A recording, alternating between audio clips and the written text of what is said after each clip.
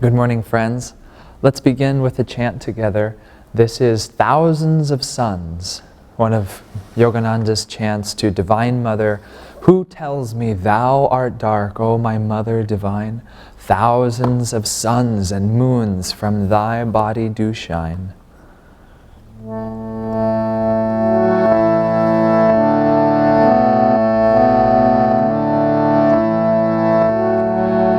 Who tells me thou art dark, O my Mother divine? Who tells me thou art dark, O my Mother divine? Thousands of suns and moons from thy body do shine. Thousands of suns and moons from thy body do shine. Who tells me thou art dark, O my Mother divine?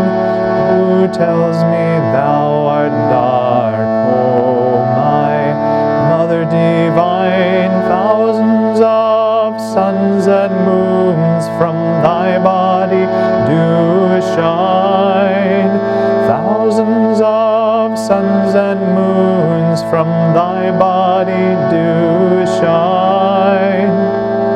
Who tells me thou art dark, O my Mother divine? Who tells me thou art dark, O my Mother divine? Thousands of suns and moons from thy body do shine. Thousands of suns and moons from thy body do shine. Who tells me thou art dark, O my Mother divine? Who tells me thou art dark, O my Mother divine? Thousands of suns and moons from thy body do shine. Thousands of suns and moons from thy body do shine. Who tells me thou art dark, O my Mother divine? Who tells me thou art dark, O my Mother divine? Who tells me thou art dark, O my Mother divine?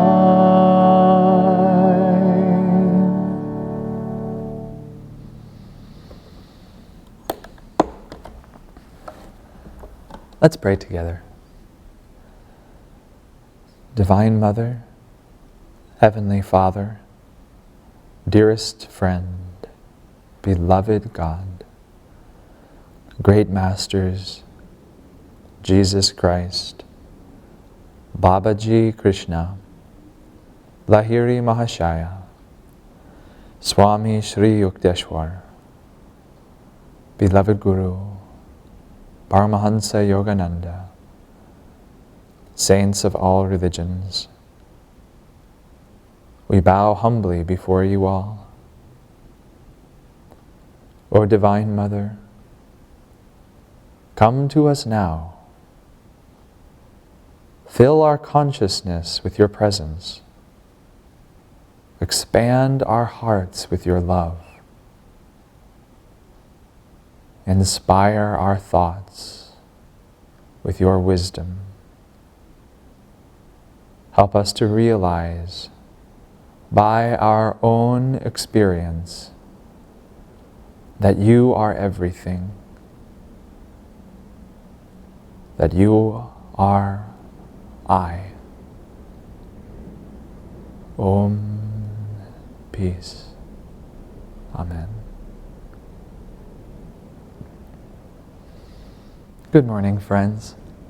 Today we're going to be examining a prayer from Whispers from Eternity that is very practical. Perhaps one of the most practical prayers that I've yet delved into. And it is the demand for wisdom. And the reason why I think it's so practical is because it's very short. It's easily memorized. If you say it 5 or 10 times, you'll probably have it memorized. And in fact, we may do that today, and hopefully you'll carry it with you for the rest of your life. It's very short, it's easily recited, and its depths are yet unplumbed as far as I'm concerned. I think it has an enormous amount of potential to offer to us, because inherent within it is God realization, as is perhaps in all of his prayers, but this one, it's particularly obvious. And so this is the demand for wisdom, which is Whisper's prayer number 95. And I'll read it to us together, and actually, in fact, because it's so short, I'll just recite it a few times, and we'll take it a bit like we might an affirmation, that let's actually say it out loud together with a very strong and affirmative voice, really grabbing the attention of all of our conscious energy. And then we'll slowly interiorize it. And as we do, just try to feel this vibration becoming the essential reality of your consciousness, that this is who you are, that this is truth, this is reality, because it is. It's just our ignorance hides us from realizing it. So let's sit up straight, feeling in the heart, offering our heart's energy up to the spiritual eye in an act of prayer. And let's put words to that prayer. O Spirit, Thou art I am Thou. Thou art wisdom, I am wisdom. Thou art bliss, I am bliss. O Spirit, Thou art I am Thou. Thou art wisdom, I am wisdom. Thou art bliss, I am bliss. Taking it inwards, making it a very personal call to the Divine Mother. O Spirit, Thou art I am Thou. Thou art wisdom, I am wisdom. Thou art bliss, I am bliss. O Spirit, Thou art I am Thou. Thou art wisdom, I am wisdom. Thou art bliss, I am bliss. And let's take this inwardly, repeating it silently in the caverns of our own heart, allowing its vibration to echo and boom across the scape of our mind. O Spirit, Thou art I am Thou. Thou art wisdom, I am wisdom. Thou art bliss, I am bliss. And let's do this one more time with deep concentration, penetrating through the veil that separates us from this true reality. O Spirit, Thou art I am Thou. Thou art wisdom, I am wisdom.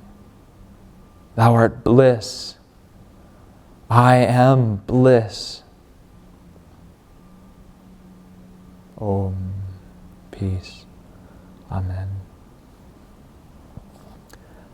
Can't you feel this prayer changing your consciousness? It's so beautiful, and it just immediately strikes to the core of all of our suffering, that we think we are separate from God, and so we suffer. We think we have lack, and so we suffer and we cry. But if we only knew that we were a part of everything, we would never cry. We would never suffer anymore. It's like the great saint from France, I believe, who said, if you only knew how much God loved you, you would die for joy. And I think that's really sort of wisdom. Wisdom is realizing the truth, realizing that God is the only reality and that you are a part of that reality. Wisdom is not the mental machinations of a sharp mind, but it is understanding truth for a personal experience, in your personal experience. And I often hear people misunderstand on our path Jnana Yoga and think that Jnana Yoga means being able to use the scalpel of your intellect to dissect fine, subtle points. And that's not really it at all. Using the intellect is useful perhaps because it can, like a surgeon's scalpel, cut away the cancer of misunderstanding, but it cannot give you true realization. Only the heart can give you that. Wisdom is of the heart. Wisdom is knowing truth without any question of a doubt. And that's why I opened with this chant, which Master actually said was specifically for the quality of wisdom. Who tells me thou art dark, O my Mother Divine? Thousands of suns and moons from thy body do shine. Because this chant is to Kali, who's often depicted as having dark skin, black skin, or dark, dark blue. And, she's often depicted as being terrifying and fearsome and, sometimes almost even in a bloodlust. But this chant is so beautiful to me because it's saying, they can't fool me, Ma. Many people may say that you are dark, that you are terrifying, that this world is full of darkness, but you can't fool me anymore because I've seen you.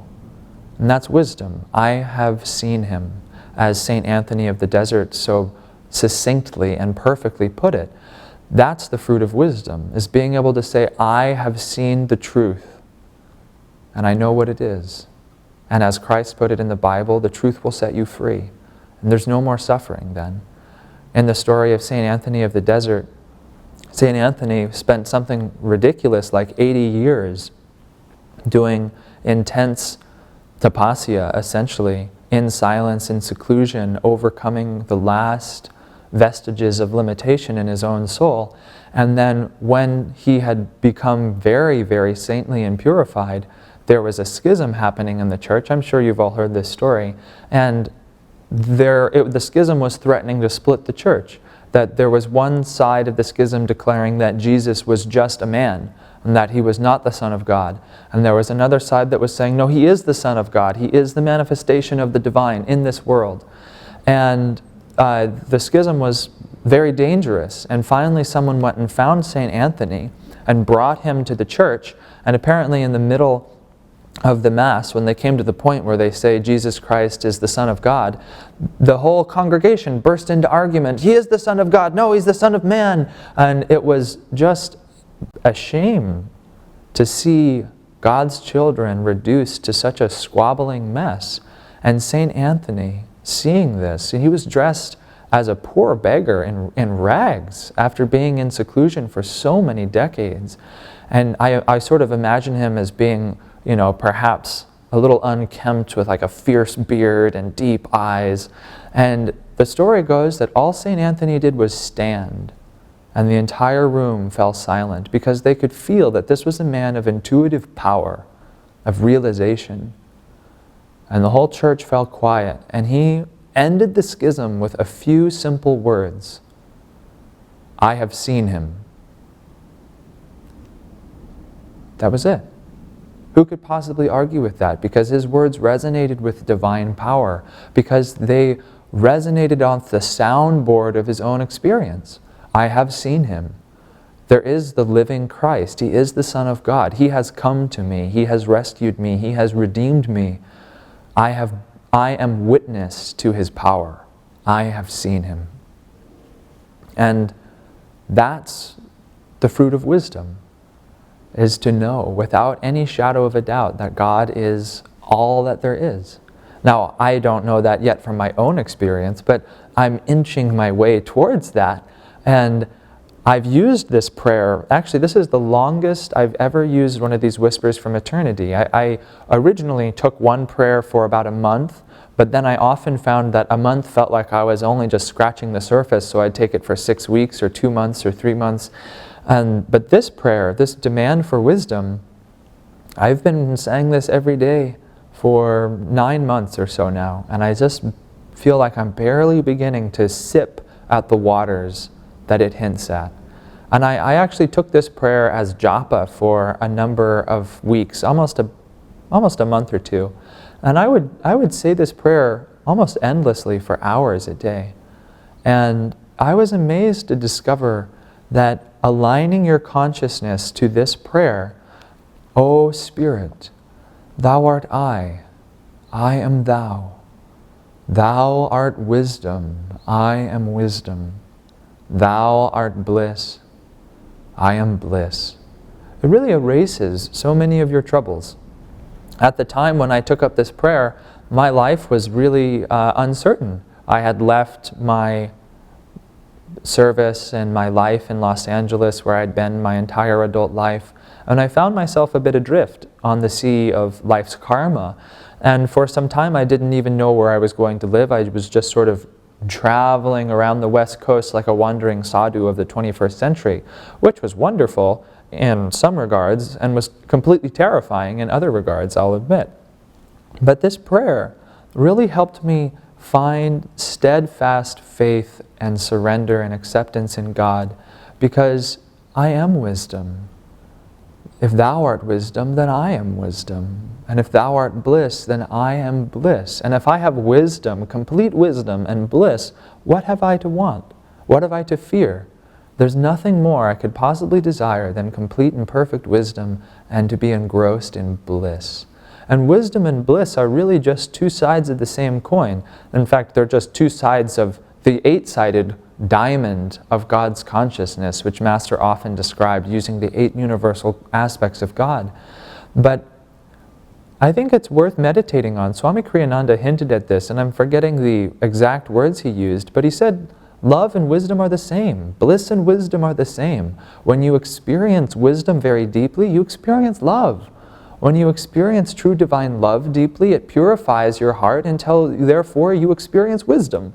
And Lahiri Mahashaya said something I thought was deeply inspiring, that he said the practice of Kriya Yoga is the highest practice of all 3 of the paths of yoga, of Karma Yoga, Jnana Yoga, and Bhakti Yoga. Because in Kriya Yoga, it's the highest expression of Karma Yoga because we are doing the divine service. We are purifying ourselves in the deepest sense, and we are offering the very essence of who we are to the divine, which is my truncated version of Karma Yoga. And then he also said it's the highest form of Bhakti Yoga because by firmly controlling our energy, by reasserting our control over our energy rather, and by purifying the heart and offering all of our prana of the heart to God, that's the ultimate act of devotion. That's love. That's complete all-surrendering love. And then he said, when we practice Kriya and we raise the energy and we unite all of our energy of our body into the spine and we raise it up to the brain, that's the highest practice of Jnana Yoga. Because it's when we lift that energy up to the brain, when we allow God's light to enter the brain, that we experience true wisdom. And so, like many other times, all I'm going to say to conclude that is practice Kriya Yoga. I think we have no idea how much good it's really doing. If you're anything like me, perhaps there are many days, embarrassingly large amount of days, when your Kriya practice is not as deep as perhaps you'd like or perhaps you could imagine, but don't lose faith. It's doing a tremendous work of reshaping your spine, of reshaping your heart, your mind, your soul, everything, into this experience of God and you being one. Now, something I'd like to just touch in on briefly is this prayer is very personal. O Spirit. It's beautiful because it works perfectly between the impersonal and the personal. He doesn't use the name of God as an aspect of a familial relationship like father, mother, friend, or beloved. He says Spirit, which is like formless, the essence of all creation, the heart of all, but formless. And so we're playing with that impersonal, vast, undefinable part of God, O Spirit. But then he immediately brings it into the personal. Thou art I. Because remember, God is infinite. God is infinity. God is everything. But he is also infinitesimal. He is you. He is your heartbeat. He is your thoughts. He is the very vibration of the atoms in your body. He's everything. O Spirit, thou art I. He is even the consciousness with which you call I. O Spirit, thou art I. I am thou. What an incredible revelation, just right there. Thou art I, and therefore I am thou. Because there is nothing that isn't you. There's no separation. O Spirit, thou art I. I am thou. I mean, that's enough of a prayer right there. If we could realize that, we'd go into spontaneous ecstasy. Because that is coaxing the little shell of the ego into realizing its unity with the universe. In fact, with beyond the universe, with the creator of the universe, with Spirit itself. O Spirit, thou art I am thou. Thou art wisdom. Because God created everything, God knows everything about everything. I haven't actually found the passage myself, but my dear friend and mentor Drupada told me a quote from, I think, Man's Eternal Quest, which says, "It could take you lifetimes to discover everything about my universe. But if you get in touch with me, I'll tell you what you need to know." And I think it's fair to say, Yogananda said humorously, that you could spend your entire life as a scientist trying to discover the secrets of seawater mollusks. And still at the end of your life, I don't know if it was mollusks in particular, it was some totally benign seaborne creature. And he said, and at the end of your life, you still wouldn't know everything about that creature. But if you get in tune with God, God can introduce you to the secrets of the whole universe instantly. And so that's what this prayer is really going for. Is saying, God, I don't want to spend my mind and my energy, my attention, chasing petty details of this ever-changing material world. I want to know you, because I want to know everything.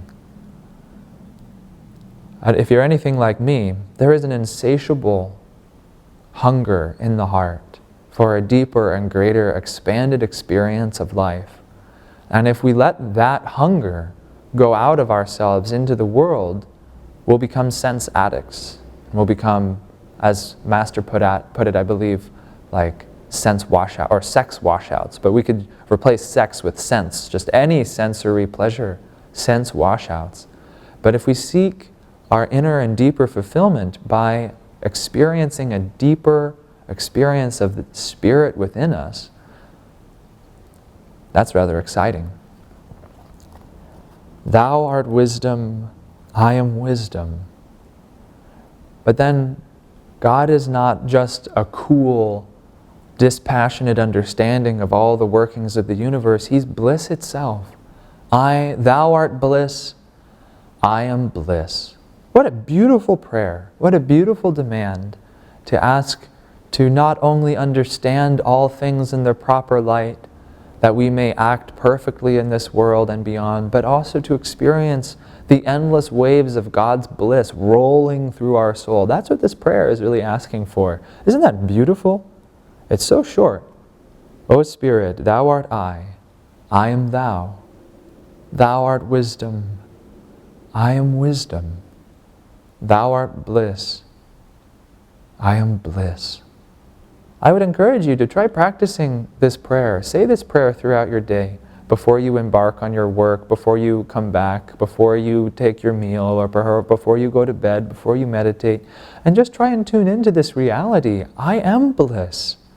That bliss is already in me. I'm just preoccupied. My mind has been deceived into infatuation with the material world. I had a very interesting experience after doing this prayer for a great number of months. I mean, not great, it's not like it's some Herculean event, it's just been 9. But I had, I think, perhaps what was a superconscious dream state, where I felt myself no longer dreaming, but in an expanded state of inner awareness. And I felt myself coming out of sleep. And I became aware of my body, but I was also aware of a greater expansion of myself. And I could feel the sea of my consciousness was far bigger than my ego. And in that state of awareness, the thought that came to me, and it's not like it came through my mind or my head because I didn't have a head for it to come through. It just sort of rolled through the sphere of my heart. And that thought was, what is this I? Because I realized in that moment of expanded awareness, I was like watching this little I called Keshava rest in his bed.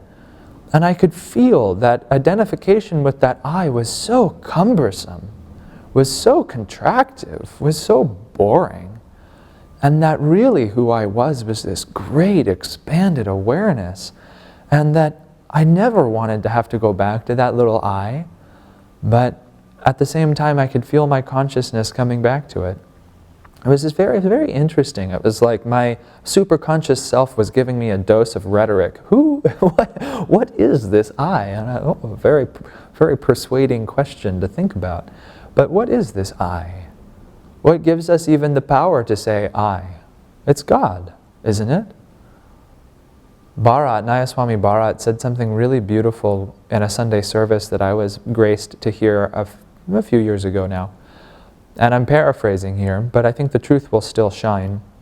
And he said that we should practice the presence of God in everything. And that's no surprise to those of us who have been following Yogananda's teachings for some time. But, he said to see God in others, to see God in everything. He has developed the incredible system of sharing nature with children where really it guides you to a mystical experience of perceiving God in all of creation, which is incredibly beautiful, and I would highly recommend you experience it for yourself if you haven't. But he went on in his lecture to say we need to feel that the only two players in the play of our life is God and us. That every time we talk to anyone, that's God. We're talking to God, and God is speaking to us. Whenever someone does something to us, that's coming from God, because that is God. And he said we need to live in this way until that becomes the normal, until we truly see this as being a dance between us and God. That's the I and thou relationship. That we see thou, we see God, we see thee in everything. And we feel that it's just this beautiful divine romance, this dance between the beloved and I. But then he said the final step, or the next step, is to surrender even your sense of self into that awareness of God. And to just accept that even that too is not you. And then he said you'll begin to feel that it's just God playing with God. And it's just Divine Mother playing with Divine Mother. And you are bearing witness to this joyful, incredible play. I'm not quite sure what exactly that looks like, but I have had glimpses of it, perhaps. Glimpses where I can feel Master's vibration flowing through my heart, or Divine Mother coming into my consciousness. And I'm sure we've all had moments when we felt that we were being an instrument of something higher, especially when working with other people. Perhaps you've had a moment where you truly were acting as a channel of divine compassion, or a channel for divine love, or a channel for divine wisdom. That's the first step, I think, into learning to expand that little experience into an ever-present reality of realizing that God is using you as an instrument. And then eventually you can even let go of the idea of instrument, and then you just feel God.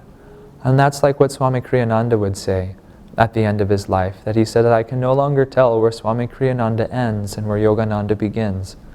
Because to him there was no longer the dance between I and thou, it was just thou, thou, thou everywhere.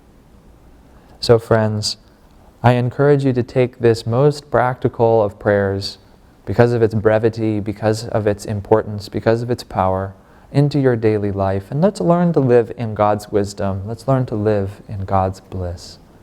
God bless you.